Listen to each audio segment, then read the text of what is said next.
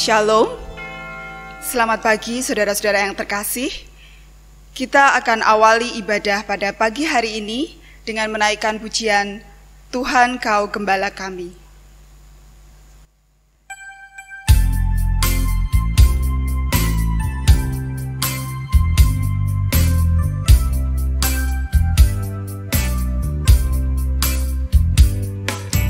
Tuhan Kau Gembala kami, tuntun kami domba-Mu. Berilah kami menikmati hikmat pengorbanan-Mu. Tuhan Yesus, Juru Selamat, kami ini milik-Mu. Tuhan Yesus, Juru Selamat, kami ini milik-Mu.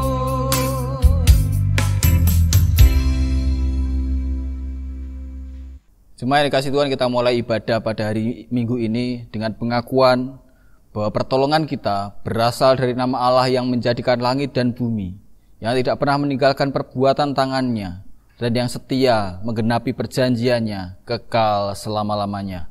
Amin.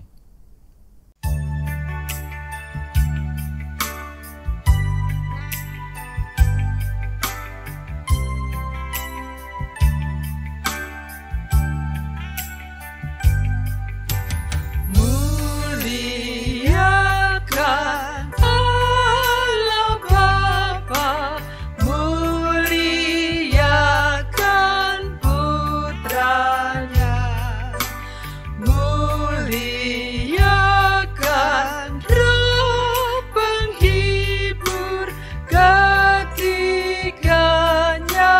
yang esa.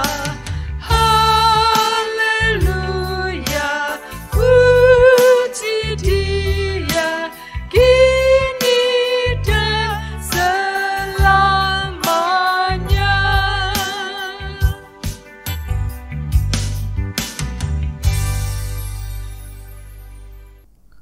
Turunlah kiranya atas kita anugerah dan damai sejahtera dari Allah Bapa dan Tuhan kita Yesus Kristus, serta kekuatan Roh-Nya yang kudus. Amin. Jemaat yang dikasih Tuhan, mari kita bersama-sama memuji dan memuliakan nama Tuhan. Kita bersyukur untuk rahmat Tuhan, dan ketika kita melihat dunia ini, ciptaan ini yang indah, kita akan mengagumi betapa Tuhan berkuasa menjadikan segala sesuatunya baik. Kidung Jemaat nomor 64, kita akan pujikan bait pertama dan kedua, Bila Kulihat Bintang Gemerlapan. Mari kita pujikan bersama.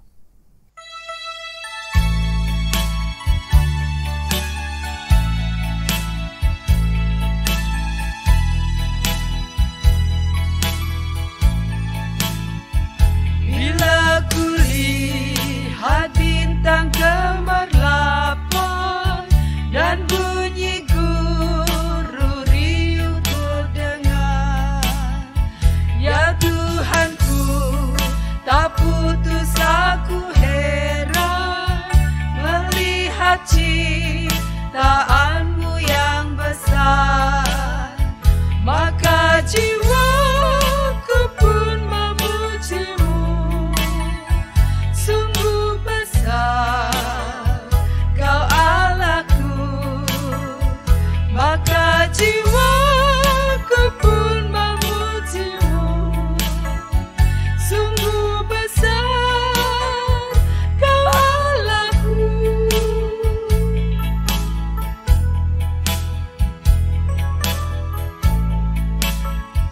Ya Tuhanku, apabila ku renungkan pemberian-Mu dalam penebus, ku tertegun bagiku dicurahkan oleh Putra-Mu darahnya kudus. Maka jiwaku pun memuji-Mu, sungguh besar Kau Allahku.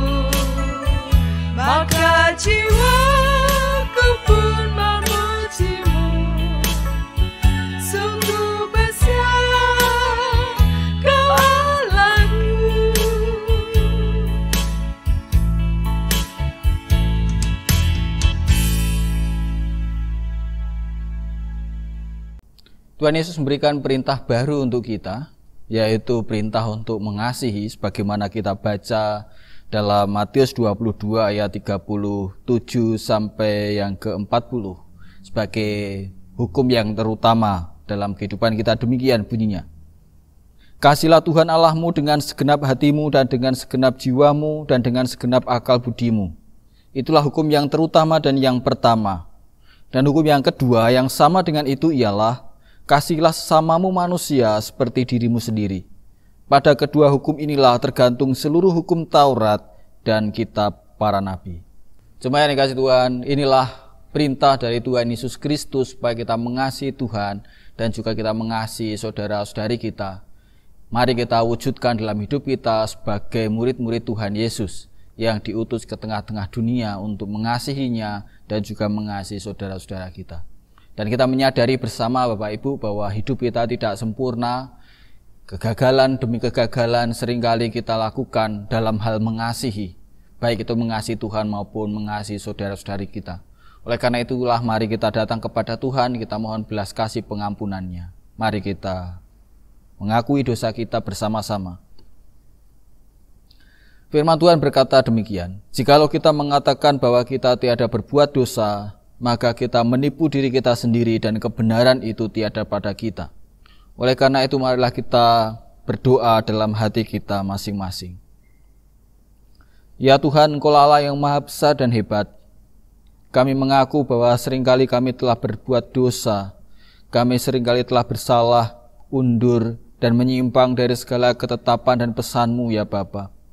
Oleh karena itu sekarang kami datang kepadamu. Mohon kiranya Engkau mengasihi kami, Engkau mengampuni segala salah kami, karena kasih-Mu besarlah adanya. Dengarlah akan doa kami, serta segala permohonan kami, serta kabulkanlah ya Tuhan berdasarkan perjanjian-Mu. Karena doa dan permohonan kami ini, kami hantarkan ke hadirat-Mu, bukan berdasar pada kesucian maupun kesalehan kami, melainkan semata karena rahmat-Mu yang sangat berlimpah di dalam Tuhan Yesus Kristus. Amin.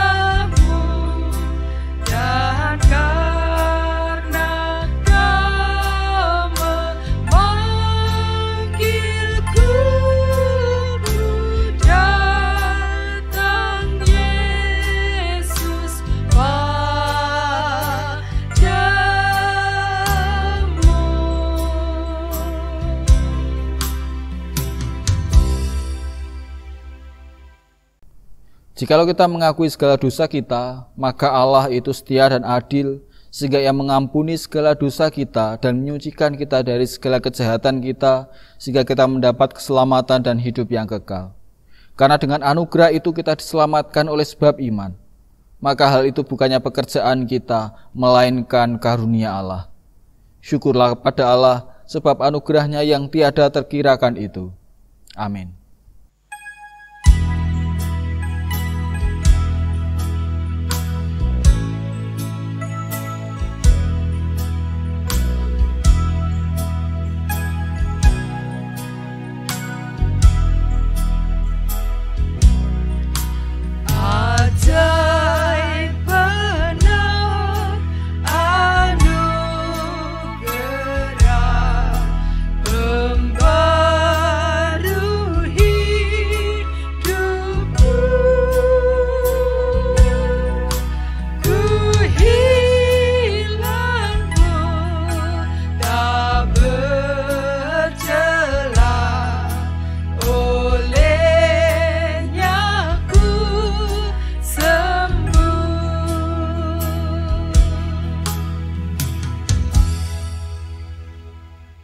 Kita bersama membaca firman Tuhan pada pagi hari ini yang diambil dari Kejadian pasal 29 ayat 15 sampai 28 yang kali ini akan dibaca oleh Diaken Ibu Sri Matuti. Kami persilahkan. Firman Tuhan diambil dari Kejadian 29 ayat 15 sampai dengan 28. Demikian bunyi pembacaan firman Tuhan. Kemudian berkatalah Laban kepada Yakub, "Masakan, karena engkau adalah sanak saudaraku, engkau bekerja padaku dengan cuma-cuma? Katakanlah kepadaku, apa yang patut menjadi upahmu?" Laban mempunyai 2 anak perempuan. Yang lebih tua namanya Lea, dan yang lebih muda namanya Rahel. Lea tidak berseri matanya, tetapi Rahel itu elok sikapnya dan cantik parasnya. Yakub cinta kepada Rahel. Sebab itu ia berkata, "Aku mau bekerja padamu 7 tahun lamanya untuk mendapat Rahel, anakmu yang lebih muda itu." Sahut Laban, "Lebih baiklah ia aku berikan kepadamu daripada kepada orang lain. Maka tinggallah padaku." Jadi bekerjalah Yakub 7 tahun lamanya untuk mendapatkan Rahel itu. Tetapi yang 7 tahun itu dianggapnya seperti beberapa hari saja, karena cintanya kepada Rahel. Sesudah itu berkatalah Yakub kepada Laban, "Berikanlah kepadaku bakal istriku itu, sebab jangka waktuku telah genap, supaya aku akan kawin dengan dia." Lalu Laban mengundang semua orang di tempat itu dan mengadakan perjamuan. Tetapi pada waktu malam diambilnyalah Lea, anaknya, lalu dibawanya kepada Yakub. Maka Yakub pun menghampiri dia. Lagi pula Laban memberikan Silpa, budaknya perempuan, kepada Lea, anaknya itu, menjadi budaknya. Tetapi pada waktu pagi tampaklah bahwa itu Lea. Lalu berkatalah Yakub kepada Laban, "Apakah yang kau perbuat terhadap aku ini? Bukankah untuk mendapatkan Rahel aku bekerja padamu?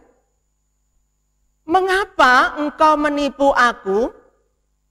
Jawab Laban, "Tidak biasa orang berbuat demikian di tempat kami ini.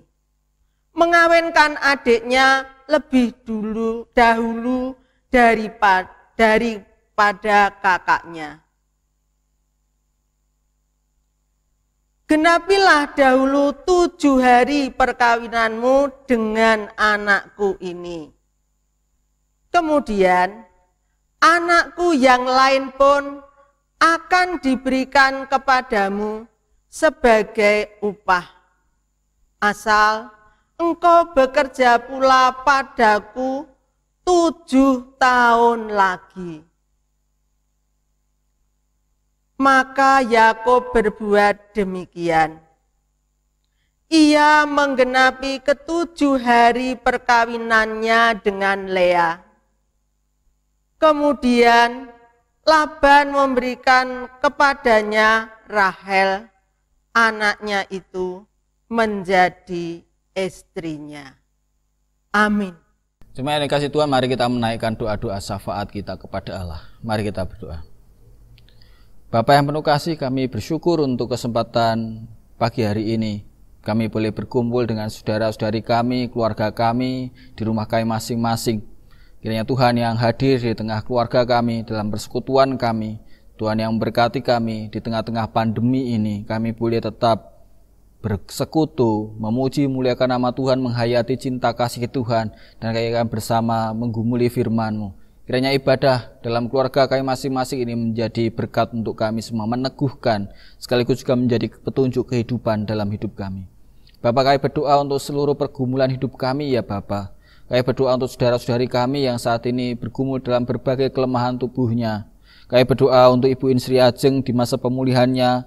Demikian juga untuk Ibu Betsy Dwi Astuti, untuk anak Saka di masa pemulihannya, untuk Ibu Sumarni, Saudara Asmiranto. Demikian juga untuk Pak Yoel, Bu Sri Penny, Bu Suliati. Kami juga berdoa ya Bapak untuk saudara-saudara kami yang berkebutuhan khusus karena kondisi tubuhnya seperti Bu Tuminah, Bu Sutini, Pak Jemi, Pak Mariolan, Bu Dina.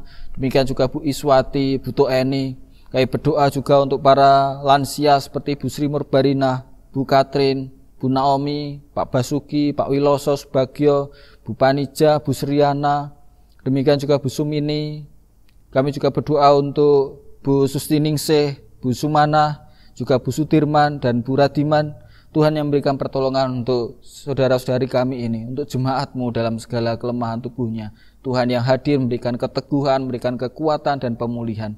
Demikian juga ya Bapa, kami berdoa untuk seluruh jemaat-Mu dalam segala pergumulannya, yang bergumul dalam keluarganya. Tuhan yang memberikan pertolongan, memberikan rezeki, memberikan kekuatan, kesehatan, memberikan perlindungan. Yang berkati para anak dalam sekolahnya, Tuhan yang memberkati meskipun harus belajar dari rumah.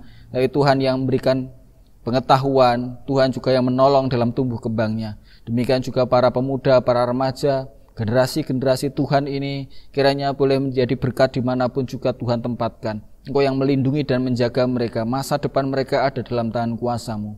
Para keluarga muda juga Tuhan yang berkati dalam pekerjaannya, dalam keluarganya, dalam mendidik anak-anaknya. Tuhan yang campur tangan. Demikian juga para lansia yang saat ini sebagai kelompok yang rentan karena pandemi ini. Tuhan yang memberikan perlindungan, Tuhan yang memberikan damai sejahtera, Tuhan yang memberikan pertolongan. Kami serahkan seluruh jemaat-Mu dalam tangan kuasa-Mu ya Bapak. Engkau yang menyertai dan melindungi kami semua.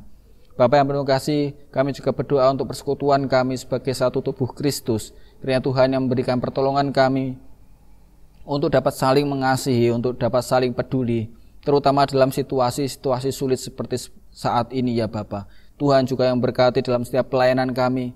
Mampukan kami menjadi saluran berkat-Mu ya Bapa untuk orang-orang di sekitar kami. Mampukan kami untuk dapat bersekutu, bersaksi maupun juga melayani sebagaimana telah Engkau percayakan kepada kami. Tuhan yang memberkati kami semua. Demikian juga ya Bapak, kami berdoa untuk bangsa dan negara kami, untuk kota kami, terlebih dalam menanggulangi pandemi saat ini. Tuhan yang berikan hikmat kepada para pemimpin, demikian juga para tim medis. Tuhan juga yang berikan pertolongan kepada para guru. Tuhan juga yang memberkati dalam mendidik, meskipun dengan berbagai cara yang ada. Tuhan yang memberikan hikmat. Kami serahkan semuanya dalam tangan kuasa-Mu. Demikian juga ya Bapak, saat ini kami menyerahkan seluruh doa kami kepada-Mu, pergumulan-pergumulan pribadi kami, semuanya kami percayakan kepada-Mu. Dan kami akan mendoakan, kami berdoa sebagaimana telah Engkau ajarkan kepada kami. Bapa kami yang di surga, dikuduskanlah nama-Mu, datanglah kerajaan-Mu, jadilah kehendak-Mu di bumi seperti di surga. Berikanlah kami pada hari ini makanan kami yang secukupnya, dan ampunilah kami akan kesalahan kami, seperti kami juga mengampuni orang yang bersalah pada kami. Dan janganlah membawa kami ke dalam pencobaan, tetapi lepaskanlah kami daripada yang jahat, karena Engkau lah yang punya kerajaan dan kuasa dan kemuliaan sampai selama-lamanya. Amin. Jemaat yang dikasihi Tuhan, pada saat ini kita juga diberi kesempatan untuk menaikkan syukur kita kepada Allah dengan memberikan persembahan. Dan kita akan bersama memberikan persembahan diiringi kidung pujian dari kidung Jemaat nomor 287 bagian B. Mari kita pujikan dan kita memberikan persembahan.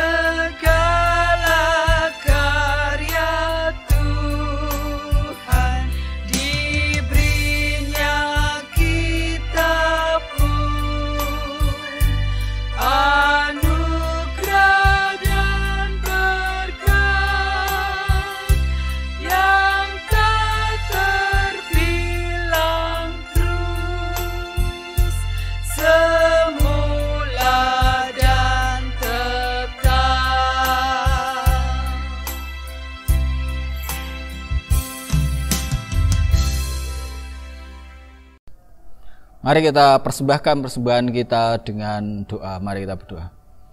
Bapa, kami bersyukur untuk semua berkat dan anugerah-Mu yang Kau berikan pada kami, sehingga pada saat ini kami boleh memberikan persembahan wujud syukur kami kepadamu. Engkau yang kuduskan persembahan ini menjadi berkat untuk kemuliaan nama-Mu, juga Engkau yang mampukan kami untuk menjadi saluran berkat-Mu untuk orang-orang di sekitar kami. Terlebih dalam situasi pandemi semacam ini ya Bapa, mampukan kami untuk mewujudkan belas kasih kami kepada saudara-saudari kami sebagai sebuah persembahan yang kudus kepadamu. Engkau yang berkati kami semua, Engkau yang cukupkan apa yang menjadi kebutuhan kami, dan Engkau yang senantiasa menyertai kami. Di dalam nama Tuhan Yesus Kristus kami memberikan persembahan ini kepadamu. Amin. Bapak, Ibu, dan saudara-saudara yang dikasihi Tuhan, kisah Alkitab itu seperti kisah hidup kita sehari-hari. Kalau kita perhatikan ada kisah cinta di situ, ada tragedi, kadang juga ada cerita lucu. Jadi benar bahwa di dalam kitab suci itu juga ada kisah-kisah humor sebenarnya. Seorang pakar teologi perjanjian lama bernama Walter Brueggemann mengatakan bahwa kisah Yakub itu juga mengandung unsur-unsur humor. Tadi kita sudah membaca ya. Bagaimana tidak? Misalkan kita melihatnya dari kacamata sekarang ya, ada Yakub kerja 7 tahun kepada Laban untuk mendapatkan anaknya Laban yang kedua, yaitu Rahel yang cantik. Setelah menikah malah yang didapati malah Lea, kakaknya. Itu kan agak lucu. Ngincer adine malah entuk mbakyune gitu kan. Itu sesuatu yang agak lucu untuk kita. Nah, tapi itu yang terjadi. Dan ini yang menarik sebenarnya, bahwa ternyata mirip kayak drama juga.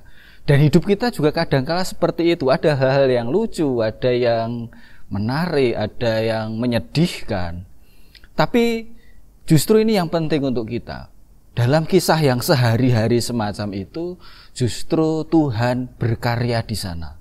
Ada rahmat Tuhan yang terus bekerja, meskipun dalam kehidupan sehari-hari yang biasa, yang kelihatannya mungkin tidak ada yang istimewa, seperti yang kita rasakan, yang seperti yang kita alami dalam pahit manis kehidupan. Oleh karena itu tema kita pada hari ini adalah menemukan rahmat Allah dalam keseharian. Ada banyak hal yang bisa kita pelajari dalam sebuah kisah tentunya, termasuk juga ketika kita tadi membaca cerita tentang Yakub yang kemudian menjadi bahan dari khotbah kita pada hari ini. Ada hal yang menarik, setidaknya ada 2 hal yang bisa kita pelajari bersama tentang kehidupan dari kisah ini. Yang pertama, bahwa hidup memang tidak selalu sempurna.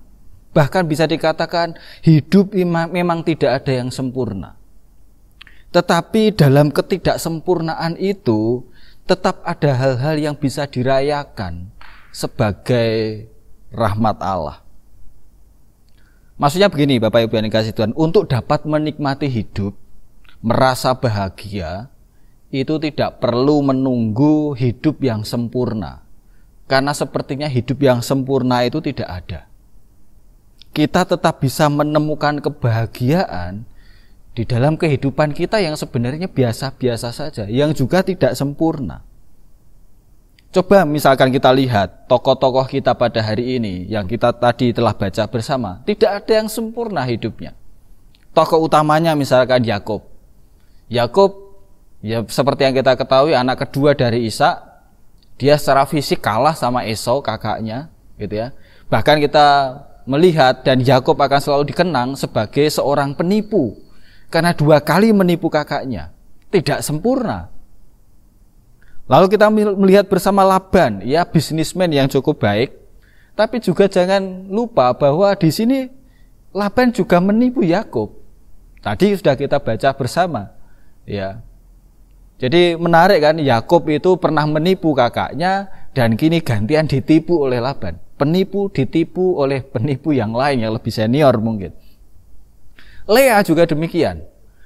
Lea anak Laban yang pertama itu juga hidupnya tidak sempurna. Kalau kita perhatikan ya di ayat 17 disebutkan di situ, Lea tidak berseri matanya. Atau dalam terjemahan yang lain, seakan-akan dia itu punya kelemahan dalam hal mata dan itu tidak menarik. Ya. Dan yang paling menyedihkan sebenarnya dalam kisah ini, nanti kita bisa melihat ternyata Yakub tidak mencintai Lea. Dan anak-anak Lea, kalau kita perhatikan di kisah selanjutnya, namanya itu untuk menggambarkan penderitaannya sebagai perempuan yang tidak dicintai oleh Yakub. Tragis loh itu, ngenes. Tidak sempurna juga. Rahel misalkan ya, yang tadi kita ketahui di ayat 17 dikatakan bahwa Rahel ini cantik parasnya, dan kemudian Yakub jatuh cinta kepada Rahel. Tapi apakah hidupnya sempurna? Enggak. Karena ternyata kalau kita perhatikan di ayat yang ke-31, Rahel mandul. Jadi Bapak Ibu yang dikasihi Tuhan, tokoh-tokoh dalam Alkitab juga tidak sempurna, dan itulah hidup. Tidak ada yang sempurna, semuanya punya kekurangan, tetapi juga punya sesuatu yang bisa dirayakan. Ada hal-hal yang bisa diratapi, tapi juga ada hal-hal yang bisa disyukuri. Yakub ada yang diratapi karena dia seorang penipu, tapi juga ada yang disyukuri karena melaluinya perjanjian Tuhan diberikan. Kemudian juga Laban, Lea, ada yang diratapi, dia tidak sempurna, tapi dia bersyukur karena dia punya keturunan. Rahel meskipun juga kemudian dia tidak punya anak, akhirnya memang punya, tetapi juga ada hal yang dirayakan, yaitu apa? Dia dicintai oleh Yakub. Nah, itulah sebenarnya seni orang bisa mendapatkan kebahagiaan. Seni untuk bahagia itu bukan ketika kita mendapat segala sesuatunya dengan sempurna. Seni orang untuk bisa mendapat bahagia itu adalah ketika orang bisa merayakan hal-hal sederhana yang kita punyai di tengah-tengah ketidaksempurnaan hidup kita. Karena dalam hidup itu pasti ada hal-hal yang positif, yang bisa kita syukuri, yang bisa kita rayakan. Dan juga ada hal-hal yang menjadi kekurangan yang bisa diratapi. Sekarang kita tinggal milih yang mana. Ya, masalahnya tuh gini, kita kadang-kala terlalu terobsesi pada apa yang tidak kita punyai. Kita kadang-kala terlalu melihat apa yang menjadi kekurangan kita, sehingga akhirnya hidup kita terlalu sering diwarnai dengan keluhan-keluhan dan keluhan. Kita sering kali membandingkan dengan orang lain dan kita merasa bahwa wah, kalau hidupku seperti orang lain sempurna. Nggak ada yang sempurna. Wang sinawang gitu ya. Orang yang kita anggap hidupnya sempurna, keluarganya sempurna, juga tidak sempurna. Demikian juga sebaliknya kita, ketika kita melihat diri kita tidak sempurna, keluarga kita tidak sempurna, sebenarnya toh selalu ada hal-hal sederhana, hal-hal yang bisa kita syukuri, yang bisa kita rayakan bersama. Jadi Bapak Ibu yang dikasihi Tuhan, yang terbaik sesungguhnya itu yang ada pada kita. Dan itu yang perlu untuk disyukuri, diterima ya. Contohnya begini, ketika kita pernah ya merasakan lapar, atau kita saat tertentu kita lapar, kita punya makanan favorit ayam goreng. Cuma masalahnya yang ada saat itu adalah tempe goreng. Yang terbaik mana? Yang terbaik ya yang ada. Nah, kita memang bisa kemudian kita makan tempe goreng dengan rasa syukur, kita menikmati itu. Atau yang kedua, kita bisa saja, wah ngene iki ono ayam goreng, ya kita makan tempe goreng dengan ngedumel, pengen ayam goreng kok ada tempe goreng gitu ya. Atau yang ketiga, wis pokoknya lewat ayam goreng aku nggak mau, meskipun ada tempe goreng. Yang paling bisa menikmati yang mana? Tentu yang pertama. Karena pada dasarnya yang terbaik itu yang kita punyai, yang ada. Karena itu yang bisa kita nikmati. Itu yang bisa kita syukuri. Demikian juga dalam hidup ya, dalam keluarga ataupun dalam hal apapun. Yang terbaik adalah yang ada di sekitar kita, yang bisa kita syukuri dan nikmati. Jadi sekali lagi, tidak perlu menunggu hidupmu sempurna untuk bisa menikmati hidup, untuk bisa merasakan kebahagiaan. Kenapa? Karena faktanya tidak pernah ada hidup yang sempurna. Selalu ada sesuatu yang bisa disyukuri dan diratapi bersamaan. Cuma kita mau yang mana? Kita mau memilih untuk merayakan, mensyukuri apa yang ada, atau kita memilih memfokuskan pada hal yang bisa kita ratapi itu. Tapi yang penting kita ingat bahwa rahmat Allah itu selalu ada di tengah-tengah ketidaksempurnaan hidup kita. Itulah yang perlu kita syukuri, ketimbang kita sibuk untuk meratapinya. Nah, yang kedua yang bisa kita pelajari di sini adalah bahwa hidup itu menjadi hidup ketika didorong oleh cinta. Nah, kita belajar dari Yakub ya. Yakub itu menarik tadi. Ketika ia bekerja selama 7 tahun dan kemudian Laban mengatakan, wah kamu bekerja 7 tahun, masa gratisan gitu ya, apa yang kau minta? Aku minta anakmu, Rahel yang cantik itu. Dan kemudian ternyata yang waktu menikah diberikannya adalah Lea. Tapi tidak putus asa. Ya, Yakub tetap mau bekerja karena cintanya pada Rahel. Nah, ini yang menarik. Cinta itu memang memerlukan perjuangan. Ya, meskipun sebenarnya kita kan pengennya instan. Enggak, cinta itu butuh perjuangan. Sekaligus juga cinta itulah yang membuat orang punya kekuatan untuk terus berjuang. Cinta itu menjadi energi yang menggerakkan seseorang. Misalkan kalau kita perhatikan ya, orang yang mencintai itu pasti dia tidak akan pernah menyerah untuk yang dicintai. Bahkan ia akan rela berkorban untuk orang yang dicintainya. Sehingga tanda cinta itu apa? Tanda cinta adalah perjuangan. Misalnya kita melihat ya, Tuhan itu kan mencintai manusia, mengasihi manusia. Dan karena itu ia berjuang untuk manusia, ia berkorban untuk manusia. Kenapa? Karena cinta, gitu kan. Demikian juga hidup kita. Kalau Bapak Ibu dan saudara-saudara pernah punya pengalaman dalam mencintai, entah itu mencintai Tuhan maupun mencintai orang lain, itu juga membutuhkan perjuangan. Mencintai Tuhan misalnya kita butuh komitmen, itu juga perjuangan. Dan perjuangan kita akan menunjukkan seberapa besar cinta kita. Termasuk juga dalam keluarga kita. Mencintai keluarga itu berarti juga berjuang demi keluarga. Kalau ada orang kok tidak mau berjuang untuk keluarganya, berarti dia tidak pernah mencintai keluarganya. Demikian juga dalam kehidupan keluarga kita ya. Relasi kita dengan pasangan, kemudian juga kepercayaan, tanggung jawab dalam keluarga, komitmen, itu semua butuh perjuangan. Dan itu menjadi tanda cinta di dalam keluarga. Nah, selain itu cinta juga membuat orang menikmati pekerjaannya, menikmati tindakannya. Kalau kita perhatikan tadi Yakub kemudian di ayat yang ke-20 disebutkan, jadi bekerjalah Yakub 7 tahun lamanya untuk mendapat Rahel itu, tetapi yang 7 tahun itu dianggapnya seperti beberapa hari saja. Kenapa? Karena cintanya pada Rahel. Jadi cinta itu bisa membuat hal yang mungkin yang awalnya berat, terasa tidak berat. Hanya beberapa hari saja. Kenapa? Karena dia menikmatinya. Karena ada cinta yang mendorong. Jadi pekerjaan juga demikian. Pekerjaan itu akan menjadi sesuatu yang bisa kita sambut dengan kegembiraan ketika itu ada cinta di sana. Oleh karena itu ada ungkapan yang cukup menarik ya. Cintai apa yang Anda kerjakan, dan kerjakanlah itu dengan cinta. Kenapa demikian? Karena ketika orang mencintai apa yang dia kerjakan, maka dia akan bisa maksimal.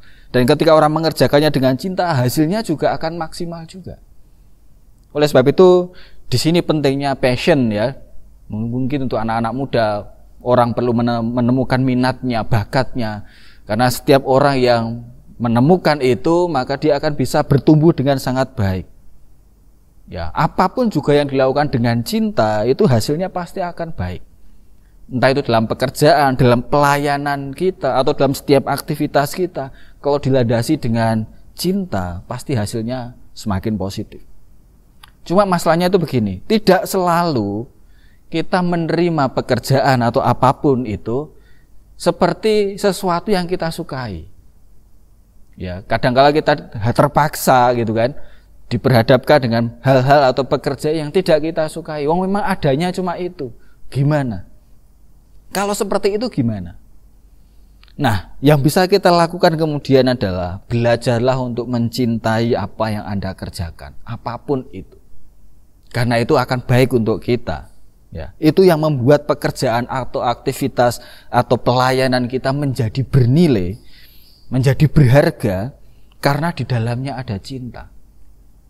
Misalkan untuk pekerjaan-pekerjaan yang biasa yang mungkin buat orang lain itu tidak berharga ya, seperti ngomong anak, nyuci baju, ngepel, atau mungkin juga pekerjaan sebagai ibu rumah tangga, atau mungkin pekerjaan-pekerjaan kasar yang banyak orang lain tidak mau kerjakan. Ketahuilah bahwa itu juga bisa menjadi sesuatu yang bernilai, yang mulia ketika itu dilandasi dengan cinta. Misalkan ada seorang yang pekerjaannya memungut sampah atau yang pekerjaannya membuat dia harus badannya lusuh, ya harus berjuang di bawah teriknya matahari. Misalkan seperti yang sangat sulit sekali, yang badannya membuatnya kotor. Tetapi Bapak Ibu yang dikasihi Tuhan, di balik keringat, di balik kelusuhan, di balik kekotoran tubuhnya itu ada cinta, ada perjuangan untuk keluarganya, dan itu semuanya menjadi sesuatu yang sangat bernilai. Kenapa? Karena ada cinta di balik pekerjaan itu. Jadi Bapak Ibu yang dikasihi Tuhan, ini yang bisa kita pelajari bersama. Cinta itulah yang mendorong orang bekerja dan menghasilkan sesuatu dengan lebih baik. Itulah yang akan mendorong kita untuk bisa menikmati apa yang kita kerjakan secara maksimal. Tetapi kalau kita mengerjakan segala sesuatu hanya sebatas sebagai sebuah kewajiban, keterpaksaan, hasilnya pasti tidak akan maksimal. Hasilnya ya akan berakhir dalam keluhan demi keluhan. Jadi Bapak Ibu yang dikasihi Tuhan, sebagai penutup, marilah kita belajar untuk menjalani hidup sehari-hari kita dengan keyakinan bahwa ada rahmat Allah di sana. Ya, meskipun kelihatannya biasa-biasa saja, meskipun hidup kita juga tidak sempurna, tapi mari kita mencoba membuka batin kita, membuka mata kita untuk menemukan rahmat Allah di sana, untuk merayakan itu dengan kegembiraan. Dan mari juga kita mengerjakan apa yang ada pada kita dengan cinta, karena cintalah yang akan menyempurnakan segala sesuatunya. Tuhan memberkati kita semua. Mari kita berdoa. Bapa yang penuh kasih, kami bersyukur untuk firman-Mu yang boleh kami renungkan. Biarlah ini menjadi berkat untuk kami. Kami boleh mensyukuri apa yang ada pada kami. Kami boleh tetap merayakan hidup kami di dalam ketidaksempurnaannya, karena Engkau ada di sana, rahmat-Mu ada di sana. Dan mampukan kami ya Bapa untuk mengerjakan, untuk berjuang demi cinta yang telah Engkau berikan pada kami. Dalam nama Tuhan Yesus Kristus kami berdoa. Amin. Jemaat yang dikasihi Tuhan, bersama dengan saudara-saudari kita, seluruh jemaat Tuhan dimanapun juga berada dan di sepanjang abad, mari kita bersama menaikkan pengakuan kita, pengakuan iman rasuli. 1. Aku percaya kepada Allah Bapa yang Maha Kuasa, Khalik langit dan bumi. 2. Dan kepada Yesus Kristus, anaknya yang tunggal, Tuhan kita. 3. Yang dikandung daripada Roh Kudus, lahir dari anak darah Maria. 4. Yang menderita di bawah pemerintahan Pontius Pilatus, disalibkan, mati dan dikuburkan, turun ke dalam kerajaan maut. 5. Pada hari yang ketiga bangkit pula dari antara orang mati. 6. Naik ke surga, duduk sebelah kanan Allah Bapa yang Maha Kuasa. 7. Dan akan datang dari sana untuk menghakimi orang yang hidup dan mati. 8. Aku percaya pada Roh Kudus. 9. Gereja yang kudus dan am, persekutuan orang kudus. 10. Pengampunan dosa. 11. Kebangkitan daging. 12. Dan hidup yang kekal. Amin. Kita akan mengakhiri ibadah pada minggu hari ini, dan kita akan bersama menyanyikan satu kidung pujian dari Kidung Jemaat nomor 387. Ku heran Allah mau memberi. Kita akan pujikan bait pertama dan kedua. Mari kita pujikan bersama.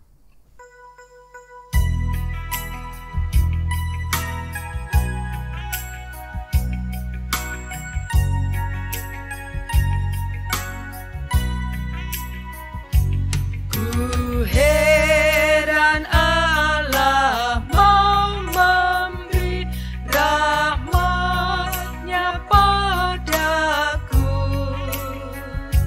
dan Kristus sudi